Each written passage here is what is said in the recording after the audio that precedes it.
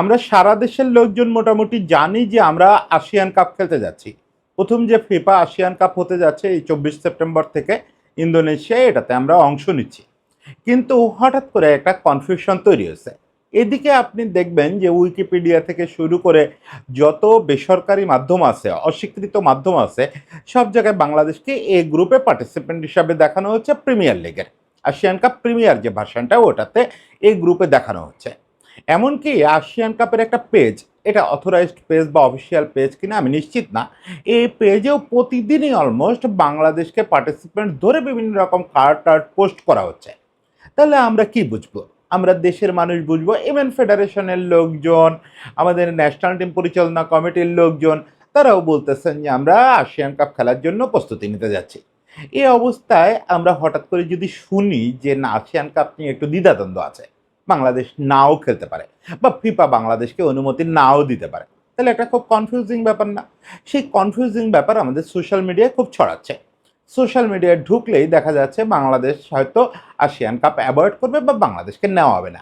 আসলে কি অবস্থা, সেটা আমরা একটু আজকে আলোচনা করব। আমি শুরুতেই এটা ক্লিক বেটিং যাতে না হয়, সেজন্য শুরুতে আপনাদের এটা নিশ্চিত করে দেই, বাংলাদেশ ফুটবল ফেডারেশনের এখান থেকে পিছানোর কোনো উপায় নাই। তাদের যেহেতু তারা ফিফাকে মোটামুটি হ্যাঁ বলে দিচ্ছে, তাদের আসিয়ান কাপ থেকে পিছায় আসলে বড় ধরনের বিপদে পড়বে। শুধু এটুকু বলে শুরু করি, তারপরে আমরা দেখি রিয়েল অবস্থাটা কি। বসুন্ধরা এম ব্লকে ৪ কাঠা জমির উপর নির্মাণাধীন দক্ষিণমুখী ৮তলা আধুনিক ভবন। প্রতিটি ফ্ল্যাট ১৯২০ বর্গফুট। দামে নয়, মানে কিনুন। সিলভার কি রিয়েল এস্টেট লিমিটেড। দেখেন, আসিয়ান কাপে আমরা ঠিক কী অবস্থা আছি পার্টিসিপেন্ট হিসাবে, সেটা বুঝতে গেলে আমাদের বুঝতে হবে যে সমস্যাটা কেন হচ্ছে, কি নিয়ে এই কথাগুলো হচ্ছে। কথাগুলো হচ্ছে, যেদিন ফিফা আমাদেরকে আনঅফিসিয়ালি বলল, ফিফা থেকে ফোনে বলল যে তোমরা কি আমাদের এই সেপ্টেম্বর উইন্ডোতে আসিয়ান কাপে দাওয়াত পেলে খেলার জন্য প্রস্তুত আছো, ওটা জানানোর জন্য বাফুফে থেকে একটু সময় নেওয়া হলো যে আমরা আজকেই জানাচ্ছি কয়েক ঘন্টার ভেতরে। তখনই Bafufe president Bangladesh national team পরিচালনা যে কমিটি, সেই কমিটিকে বললেন যে আপনারা ইমার্জেন্সি মিটিং করেন। ওই কমিটির প্রধান আবার বাফুফে প্রেসিডেন্ট নিজেই, ওই কমিটির সহসভাপতি হচ্ছেন ইমরুল হাসান। এছাড়া সাবেক ফুটবলার সায়েদ হাসান কানন, সত্যজিৎ দাস, রূপু, তারা এই কমিটির মেম্বার, অনেকে মেম্বার এখানে সবাই ছিলেন। কোচ ছিলেন, পদাধিকার বলে এই মিটিংয়ে। সবাই মিলে সর্বসম্মত সিদ্ধান্ত নিলেন যে আমরা এই টুর্নামেন্টে দাওয়াত পেলে খেলব। এটা ফিফাকে জানানো হলো। পরে ফিফা যেটা করলো, ফিফা একটা মেইল দিল অফিসিয়ালি। মেইলে ওই কোশ্চেনটাই করা হলো যে তোমরা সেপ্টেম্বর উইন্ডোতে, সেপ্টেম্বর অক্টোবরের যে জয়েন্ট উইন্ডো ১৬ দিনের, এই উইন্ডোতে তোমাদের এনগেজমেন্ট আছে কিনা, না থাকলে তোমরা দাওয়াত পেলে ফিফা আসিয়ান কাপ খেলবা কিনা, এটার অ্যান্সার দাও। অ্যান্সার দিচ্ছে বাফুফে মেইল করেই। মেইল করার পরে বাফুফেকে এক গাদা কাগজপত্র পাঠানো হয়েছে, যেগুলো আসলে টার্মস অ্যান্ড কন্ডিশন। এই সুযোগ পেলে তোমরা কি পাবা, কি পাবা না, কি নিয়ম মানতে হবে, কি মানতে হবে না, জার্সিতে কি ইউজ করা যাবে, কি যাবে না, থাকে না একটা টুর্নামেন্ট মানে হাজারটা নিয়ম কানুন। এইসব নিয়ম কানুন জানায়, নিয়ম কানুনে যাতে বিএফএফ সম্মতি দেয়, এক গাদা কাগজপত্র পাঠাচ্ছে বিএফএফ ইমিডিয়েটলি। এটা কিন্তু গত শুক্রবার অফিস ছুটির দিনই বিএফএফের কর্মকর্তারা সেগুলোতে সই করে পূরণ টুরন করে এটা আবার পাঠায় দিয়েছেন। এখন জিনিসটা এই কয়েকদিন ধরে ফিফার হাতে আছে, ফিফা আনুষ্ঠানিক ডিক্লেয়ার করবে। দেখেন, ফিফা আনুষ্ঠানিকভাবে ডিক্লেয়ার যে করবে, এটা নিয়ে কোনো সন্দেহ রাখার কোনো সুযোগ নেই। কেন, ফিফা আর কোনো দেশকে এই আমন্ত্রণটা জানাইছে বলে পৃথিবীর কোনো মিডিয়া বলতেছে না। অনেকে শ্রীলঙ্কার কথা বলতেছেন, শ্রীলঙ্কান কোনো মিডিয়াতে এরকম কোনো খবর নাই, এটা আমরা নিশ্চিত। আর যদি এটা ফিফা অনেকটাই আসিয়ানকে না জানায় ফেলতো যে বাংলাদেশ আসতেছে, আমরা বাংলাদেশকে রেডি করতেছি, তাহলে আসিয়ানেরও বিভিন্ন প্রচারণায় বাংলাদেশের নাম ব্যবহার করা হতো না। এটা অনুমান করা যায় যে ফিফা আসলে এখন বাংলাদেশ থেকে সব কাগজপত্র পেয়ে গেছে, টার্মস কন্ডিশন বাংলাদেশ ওকে করে দিচ্ছে, সব কিছু ইয়েস করছে, এখন ফিফা অফিসিয়ালি জাস্ট ডিক্লেয়ার করার অপেক্ষা। কিন্তু এই সময় সমস্যা তাহলে কোথায় হলো, কেন এই গুঞ্জনগুলো উঠলো? এটা কি ফেসবুকের একেবারে হাইপ? সব কিছু থেকে সোশ্যাল মিডিয়া ছেলেপেলেদের দোষ দিলে হবে? আর ফুটবলে আমাদের সোশ্যাল মিডিয়ায় যারা আছে, ফুটবল ক্রিকেট যাই বলেন, এই জেনারেশনেরা প্রচুর খবর না নিয়ে কোনো কথা বলে না। কিছু জানতে পারে, কিছু বুঝতে পারে দেখেই এসব কথাবার্তা এরা বলে। বা এই সোশ্যাল মিডিয়ার লোকজন আমাদের এই ডায়াসপোরা ফুটবলারদের দেশে আছে, ফলে এদের কোনোভাবে ছোট করে বলা যাবে না যে এরা আন্দাজে বলতেছে। Not necessary. কথাটা জন্ম নিছে আসলে আমাদের টমাস ডুলির একটু একটা আচরণগত, মানে একটা অ্যাটিটিউড থেকে। উনি বলছেন হ্যাঁ, পরে জিনিসটা জ্বালানি পাইছে বাফুফে সভাপতির একটা ফরমাল কথার কারণে। সেটা আবার একটা টিভি মিস ইন্টারপ্রেট করছে। উনাকে জিজ্ঞেস করা হয়েছে আসিয়ান কাপের প্রস্তুতি কি অবস্থা? উনি বলছেন, "আপনারা তো ভেতরে অনেক কিছু জানেন কিন্তু আমি তো অফিসিয়ালি বলতে পারি না। যতক্ষণ ফিফা না ডিক্লেয়ার করতেছে। ফলে আসিয়ান কাপ নিয়ে এখন আমি কোনো মন্তব্য করব না।" ওমা! এই কথারে টিভিটা ইন্টারপ্রেট করছে যে বাংলাদেশ নাও খেলতে পারে। ভাই উনি কি তাই বলছেন? আমি তো উনার সঙ্গে কথাও বলি নাই। বাট এটা কি হলো? এটা কি ইন্টারপ্রিটেশন? উনি তো যেটা বলার কথা বাফুফে সভাপতি হিসেবে সেটাই বলছেন। যে আসলে সাংবাদিক হিসেবে আমি অনেক কথা বলতে পারি। যেমন আমি বললাম যে ফিফার এই আমন্ত্রণ রিফিউজ করলে বিপদ আছে। এটা তো উনি বলতে পারবেন না সভাপতি হিসাবে। উনি যতই বোঝেন, উনি এসব জিনিস বুঝবেন আমাদের চেয়ে বেশি, বলবেন কম। এটাই স্বাভাবিক। ফলে উনি ফরমালি ডিক্লারেশন না হওয়া পর্যন্ত বলতে পারবেন না। আর আমি আপনাকে বলি এইগুলা তো কর্পোরেট ওয়ার্ল্ডের কালচার। কর্পোরেট ওয়ার্ল্ডে নিশ্চিত থাকেন যে ২ এন্ডে যখন কথা হয় তখন এটার জন্য একটা রেসপন্সিবল এন্ড তৈরি হয়। যে এই এন্ড থেকে ডিক্লারেশনটা আসবে। আমি ছোট্ট করে যদি বলি, ২ টো প্রতিষ্ঠান যখন এগ্রিমেন্ট করে, বেসরকারি ২ টো প্রতিষ্ঠান, তখন ওই এগ্রিমেন্টের সময় এটাও আলাপ করে নেওয়া হয় যে প্রেস রিলিজটা কোন প্রতিষ্ঠানটা বাজারে ছাড়বে বা এটা ডিক্লেয়ারটা কারা করবে। ২ প্রতিষ্ঠান একসঙ্গে উপস্থিত থেকে করবে নাকি একটা প্রতিষ্ঠান থেকে ডিক্লারেশন যাবে? কোন প্রতিষ্ঠান? ওই প্রতিষ্ঠান না করা পর্যন্ত কিন্তু বাকি প্রতিষ্ঠানটা এটা নিয়ে অফিসিয়ালি কোনো মন্তব্য করতে পারে না। এটা একদম নর্ম। শুধু নর্ম না, এটা এগ্রিমেন্টের অংশ। ফিফার সঙ্গে বাফুফের সম্পর্ক তাই। এটা এগ্রিমেন্টের অংশ। এটা ডিক্লেয়ার করবে ফিফা। বাফুফে কোনোভাবে এটা অফিসিয়ালি ডিক্লেয়ার করতে পারে না। ফলে তাবিথ আউয়াল যেটা বলছেন তার জায়গায় ১১০ ভাগ সঠিক বলছেন। কিন্তু সমস্যাটা হচ্ছে ডুলির একটা অ্যাটিটিউড এবং একটা কমেন্ট নিয়ে। ডুলি কথাটা বলছিলেন কিরগিজস্তানের টুর্নামেন্টটা নিয়ে, যেটা সেপ্টেম্বরে আমাদের দাওয়াত ছিল। যে এত হায়ার র‍্যাংক সব টিমের সঙ্গে খেলবো, এতে না উল্টে আমাদের সাফের প্রস্তুতিটা খারাপ হয়ে যায়। এখন আমি এই কথাটার সঙ্গে ঘোরতর বিরোধী। কিন্তু ডুলি এ কথাটা নিয়ে বলেন নাই, আসিয়ান কাপ নিয়ে বলেন নাই। আসিয়ান কাপ নিয়ে উনি এই কথাটার কাছাকাছি বলছেন যে একটু হায়ার র‍্যাংক টিমের সঙ্গে খেলা, আমাদের প্রস্তুতি তো সেই মানে ঠিক এখনো যায় নাই। যেটা আশা করছিলাম কিছুই তো হচ্ছে না। কিন্তু আমন্ত্রণ আসলে তো আমরা খেলব।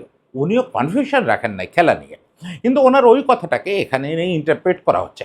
অবশ্যই ডুলির ওই কথাটা সেটা যে প্রেক্ষাপটেই বলুক না কেন এটা কোনোভাবেই মেনে নেওয়ার মতো কথা না।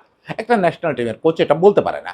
আপনি কি আশা করছেন যে আপনাকে শুধু লোয়ার র‍্যাংক টিম দিয়ে খেলানো হবে, খেলায় আপনার প্রোফাইলটা ঠিক রাখা হবে? যে অনেকগুলো ম্যাচ জিতছে। এই পার্সোনাল সেফ গেম খেলা কোচ হিসাবে? না, এটা কোনোভাবেই হতে পারবে না। আপনাকে চ্যালেঞ্জ নিতে হবে। বাংলাদেশ ন্যাশনাল টিম এখন চ্যালেঞ্জ নেওয়ার জায়গায় আছে। বাংলাদেশ ন্যাশনাল টিম বুড়োদের টিম না, তরুণদের টিম। এখন ওড়ার সময় আমাদের। সেই সময়ে আমরা যদি পিছায় আসি যে অমুক আমার চেয়ে এগোনো ভয়তে খেলবো না। হ্যাঁ, একটা অপব্যাখ্যা তৈরি করা হচ্ছে যে বাংলাদেশ যদি হায়ার র‍্যাংক টিমের সঙ্গে খেলে হেরে যায় তাহলে পয়েন্ট খোয়াবে, রেটিং পয়েন্ট খোয়াবে, র‍্যাংকিং পিছিয়ে যাবে। তখন বাছাই পর্বে বাংলাদেশকে আরো একটা রাউন্ড বেশি খেলতে হবে। এটা খুব মানে যাদের র‍্যাংকিং-ট্যাংকিং নিয়ে ধারণা নাই তাদের তৈরি করা একটা আজগুবি থিওরি। কারণ আপনি হায়ার র‍্যাংক টিমের সঙ্গে খেললে আপনি যেরকম র‍্যাংকিং পয়েন্ট হারানোর সম্ভাবনা থাকে ওটা কম হারায়। মানে আপনি যদি এখন আর্জেন্টিনার সঙ্গে একটা ম্যাচ খেলেন, ম্যাচ খেলে হেরে যান, আপনার কিচ্ছু যায় আসবে না। তেমন কোনো পয়েন্টই আপনি টেরও পাবেন না যে পয়েন্ট হারাইছেন। যত উপরে থাকা টিম তার সঙ্গে আপনার হারানোর সম্ভাবনা কম। যত তার সঙ্গে জিতা যদি আপনি জিতে বা ড্র করে ফেলতে পারেন, এক গাদা পয়েন্ট পেয়ে যাবেন। এই যে আমরা যদি ১০০ র কাছাকাছি কোনো টিমকে হারায় ফেলতে পারি, তাহলে আমাদের রেটিং এক ধাক্কায় আগায় যাবে অনেকগুলো। র‍্যাংকিংও দেখা যাবে ১-২ ধাপ আগায় গেছি আমরা। বড় দলের সঙ্গে খেলাই তো বরং ভালো র‍্যাংকিং এর দৃষ্টি যদি মাথায় রাখেন। আবার বা আপনি এই যে বলতেছেন মিড লেভেল কাছাকাছি শক্তির দলের সঙ্গে খেলবেন। ওটা তো ঝুঁকিপূর্ণ। কাছাকাছি শক্তির দলের সঙ্গে খেলে আপনি জিতলে যা পাবেন, হারলে তা একই রকম হারাবেন। মানে আপনি তো নিশ্চিত না যে কাছাকাছি এই যে ভুটান প্রস্তাব হচ্ছে, কম্বোডিয়া এদের সঙ্গে খেললেই জিতবেন। দলিলে লিখে দেওয়া যায় খেলাধুলা সম্পর্কে। যদি হাইরা যান তাহলে কিন্তু ওদের কাছ থেকে জিতলে যে কয় পয়েন্ট পেতেন, হারলেও কাছাকাছি পয়েন্টই হারাবেন। ফলে এইগুলো কোনো যুক্তি না যে র‍্যাংকিং ঠিক করার জন্য। র‍্যাংকিং এর জন্য বরং আপনার বেটার টিমের সঙ্গে খেলা উচিত। কারণ ওখানে হারাবেন কম, যদি জিতে যান, যদি ড্র করে ফেলেন পাবেন বেশি। এটা এরকমই সহজ। সারা পৃথিবীর সব খেলার নিয়ম তাই। সব ছোট টিম, ছোট খেলোয়াড়, বড় খেলোয়াড় খোঁজে র‍্যাংকিং এর। যে ওরে যদি হারায় দিতে পারি অনেক পয়েন্ট পাবো। আর হারলে কি যায় আসে? হারলে এমন কোনো প্রভাব পড়বে না। পয়েন্ট সামথিং পয়েন্ট কাটা যাবে, রেটিং পয়েন্ট, ওটাতে র্যাঙ্কিং পিছাবে না। ওকে, ফরগেট ইট। কিন্তু আমাদের তাহলে চিত্রটা কি দাঁড়ালো? চিত্রটা দাঁড়ালো হচ্ছে যে ডুলি অন্তত আসিয়ান কাপ নিয়ে কথা বলেন নাই, যে আমরা আসিয়ান কাপে খেলতে গেলে বিপদে পড়বো। আবার এটাও সত্যি না যে ওখানে খেললে আমরা র্যাঙ্কিংয়ে বিপদে পড়তে পারি। আবার এটাও সত্যি না যে বিএফএফ এটা নিয়ে চেষ্টা চালাচ্ছে না বা হাল ছেড়ে দিছে। এখন যে অবস্থা আছে, এখন বিএফএফ ওখানে টার্মস কন্ডিশন সই করে পাঠায় দিছে। এখন ফিফার ডিক্লারেশনের অপেক্ষা। ফিফা এটা ডিক্লেয়ার করবে, এটা আমরা চারিদিক থেকে অনুমান করতে পারি, একদমই অনুমান করতে পারি, তার বেশি পারি না।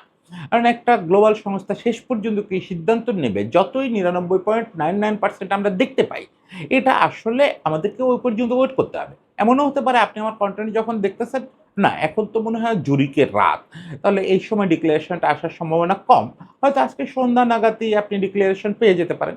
যেহেতু আর অল্প কদিন আছে, যে কোনো সময় ডিক্লারেশনটা চলে আসবে, এটা মোটামুটি আপনাকে অ্যাসিওর করতেছে। এবং ডুলির যদি ভেতরে ভেতরে ওই প্রোফাইল সেভ করার কোনো চিন্তাভাবনা থাকে, ওটা করার উপায়ও নাই। বাফুফে এটা নিয়ে খুবই সিরিয়াস। বাফুফের team management, national team management committee serious, খেলোয়াড়রাও সিরিয়াস। একটাই দুশ্চিন্তা, ডুলি যে কথাটা বলছেন একেবারে ফেলে দেওয়ার মতো না, সেটা হচ্ছে আমাদের স্থানীয় খেলোয়াড়দের প্রস্তুতির অবস্থা খুব খারাপ। আপনারা জানেন এখনো পর্যন্ত দল বদলটাই পুরোপুরি গোছায় তোলা যায় নাই। চ্যালেঞ্জ কাপ হচ্ছে না ওই ফিফা নিষেধাজ্ঞার কারণে, বসুন্ধরার উপরে নিষেধাজ্ঞার কারণে। খেলোয়াড়রা বেশিরভাগ ঢাকার বাইরে এও কাজে ব্যস্ত। কেন ব্যস্ত সেগুলো নিয়ে আমি আলাদা কন্টেন্ট করছি। ফলে আমাদের খেলোয়াড়দের, স্থানীয় যারা খেলোয়াড়, তাদের ফিটনেস লেভেল একেবারে ইন্টারন্যাশনাল খেলার ধারে কাছেও নাই।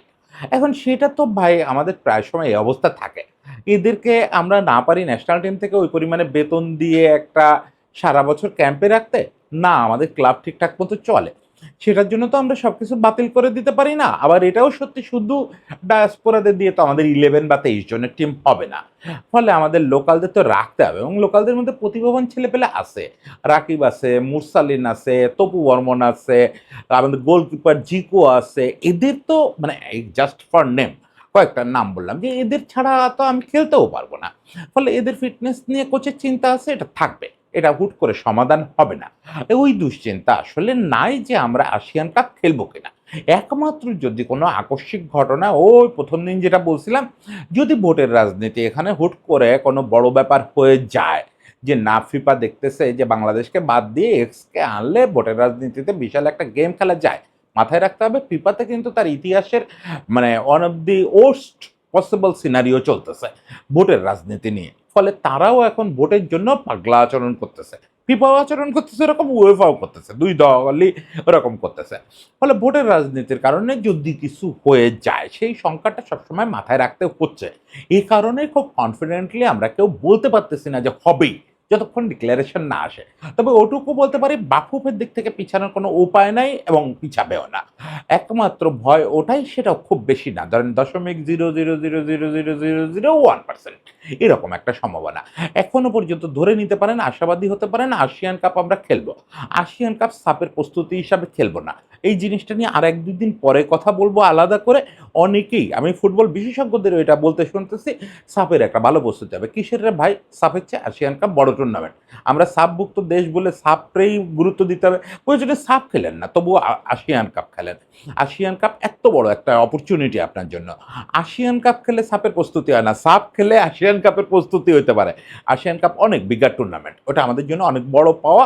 সেটা আমরা 2-1 দিনের মধ্যে একটু ডিক্লারেশনটা আসুক, তখন বলবো যে এটার সঙ্গে সাপরে মিলায় কোনো লাভ নাই।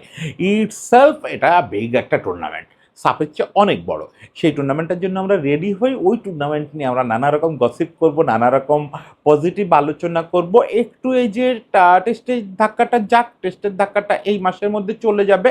তার ফাঁকে ফাঁকেই আমরা একটু, আমাদের কয়েকটা নতুন খেলোয়াড় আসতেছে, তার ভিতরে ফারহানরে নিয়ে তো আমরা গল্প করে ফেলছি। এছাড়া বাকি যারা আসতেছে প্রত্যেকের প্রোফাইল নিয়ে, কে কোত্থেকে উঠে আসছে, আমাদের দেশে বাড়ি কোথায়, একটু টুকটাক গোছায় ফেলছি জিনিসগুলো। একটা একটা করে ওদের পরিচয় করা করাবো আমরা আপনাদের সঙ্গে। আমি জানি আপনারা অনেকে আমার চেয়ে ভালো চেনেন ওদের। তারপরেও একটু চেষ্টা করব সবাইকে পরিচয় করায় দেওয়ার যারা আসতেছে আমাদের এখানে। আমি তো খুবই এক্সাইটেড। আমি খুবই এক্সাইটেড আসিয়ান কাপ নিয়ে। আসিয়ান কাপ উপলক্ষে আমাদের যে একটা টিম এক হচ্ছে, সবাই এক হচ্ছে, এটা একটা উৎসব হবে। আসিয়ান কাপটা যদি দেখতে যাওয়ার মতো উপায় থাকতো তাহলে তো আমরা সবাই মিলে দেখতে যাইতাম। কি একটা দারুণ ব্যাপার। সবার জন্য শুভকামনা থাকলো এবং আসিয়ান কাপ জমে উঠুক, আমাদের বাংলাদেশের পক্ষ থেকে জমে উঠুক।